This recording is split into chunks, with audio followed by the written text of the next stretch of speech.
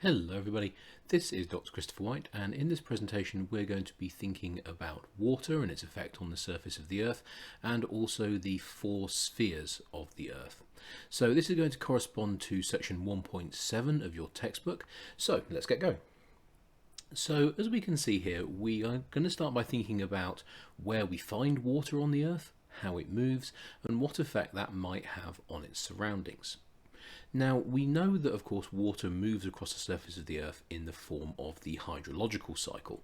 So we know that water evaporates from the oceans, it enters the atmosphere in the form of a gas, or in some cases very, very small droplets of liquid water.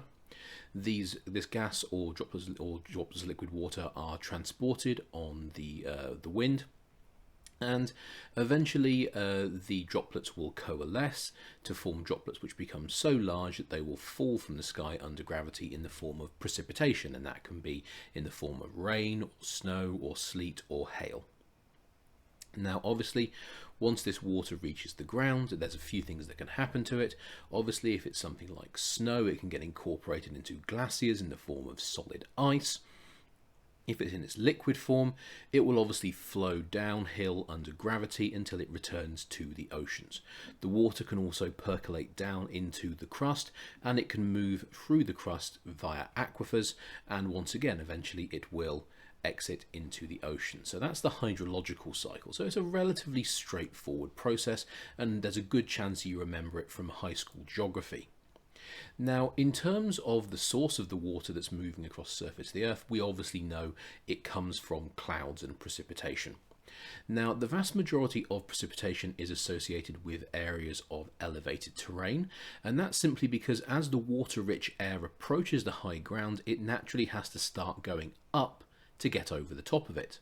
And of course, as the air starts to go up, the temperature starts to drop. That's going to encourage the water vapor in the air to start to coalesce, to start forming little droplets. Those little droplets will coalesce together to form medium-sized droplets, and the medium-sized droplets will eventually coalesce together to form larger droplets, and eventually they'll become so heavy they can't be supported in the air, and they will fall from the sky in the form of precipitation. Now, as we've discussed, the precipitation can do one of a couple of things. If it's in the form of snow, over time that snow can build up, it can become compacted, and it can start forming glacial ice. In which case the water will be transported in the form of glacial ice, and just think of a glacier like a river. It will flow downhill along a valley, but instead of liquid water, you have solid water. Now, glaciers are very, very interesting things. They're very big and very powerful. So they can move, sediments of a size which other processes cannot. So, so glaciers can move, clasts which are the size of 4-bedroomed houses in some cases. Absolutely huge pieces of rock. And so we see that glaciers have the capacity to sculpt the mountainous terrain by eroding huge quantities of rock as they flow. Now, if the water is in the form of liquid water, or if the ice starts to melt, obviously the liquid water will simply flow downhill under gravity and head back towards the ocean basins. Now, we know that most of the water is going to flow via rivers across the surface of the Earth, but we know rivers are also very, very important. They're going to be important for the transportation of sediment, so they move sediment in the water. They're going to be important for the distribution of sediment. When a river floods, it spreads sediment out over the surrounding floodplain. Or if the river doesn't flood, the sediment will be transported all the way back to the ocean. We also know that water is, of course, going to have a sculpting effect. If you want to think about a classic example of that, think of the Grand Canyon.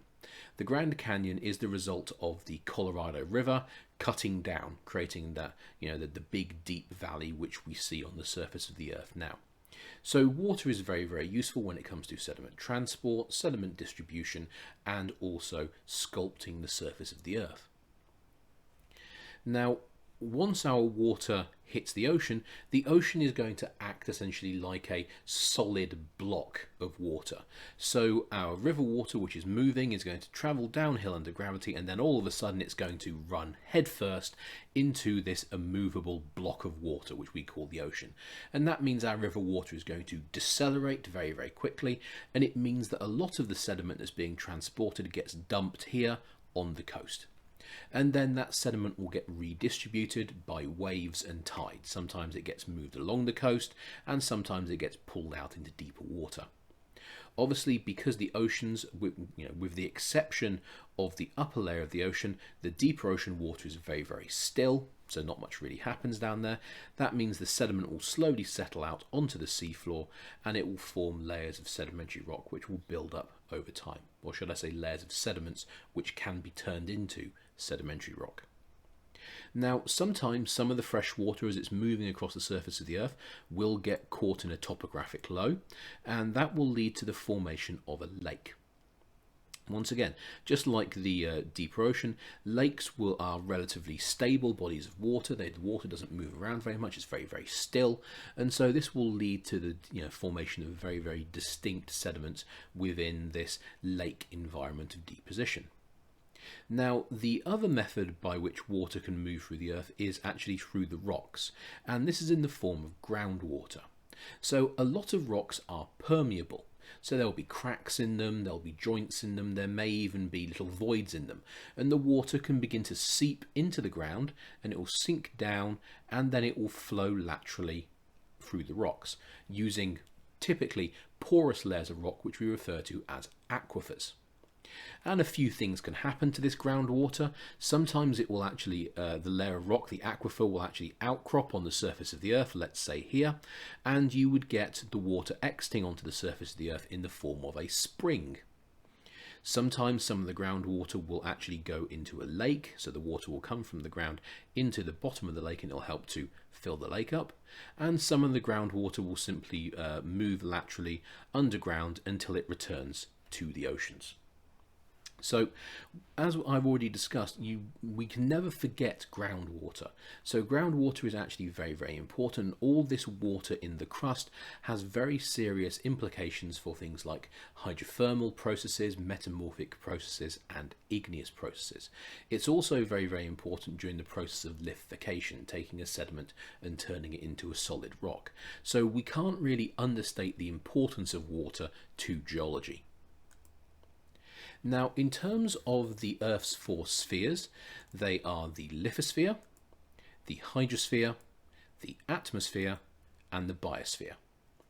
So we've already dealt with the lithosphere. The lithosphere is essentially referring to the solid part of the rock, the solid part of the Earth, sorry, the bit that's made up from rock. So the crust, the mantle, the outer core, and the inner core.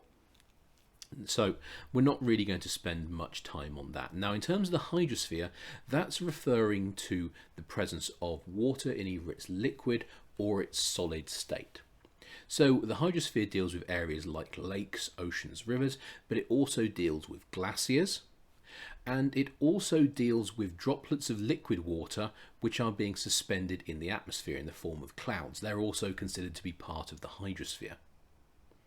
Now, the atmosphere is, of course, the envelope of gases which surround the Earth's surface. So the atmosphere, as we know, is dominated by nitrogen, oxygen, carbon dioxide, and water vapour, so water in the form of gas. And then we have the biosphere. So the biosphere essentially deals with life, be it on land or in the oceans. And each of these four spheres are going to have an effect on the rocks that we see. Now, a lot of the effect that we see on the rocks are the result of the interplay between the hydrosphere and the lithosphere, because water tends to be the main agent which causes rocks to break down, causes them to be eroded, and causes the sediments that which are produced to be transported. So the lithosphere and the hydrosphere are very, very important. But we can't discount the atmosphere and the biosphere either. So the atmosphere will have an effect on rocks in the form of reactions like oxidation reactions, where exposed rock will react with the oxygen in the atmosphere, causing the minerals to break down. Once again, it's a part of the weathering process, part of the process of taking a rock, breaking it down and turning it into sediment. And then, of course, we have the biosphere.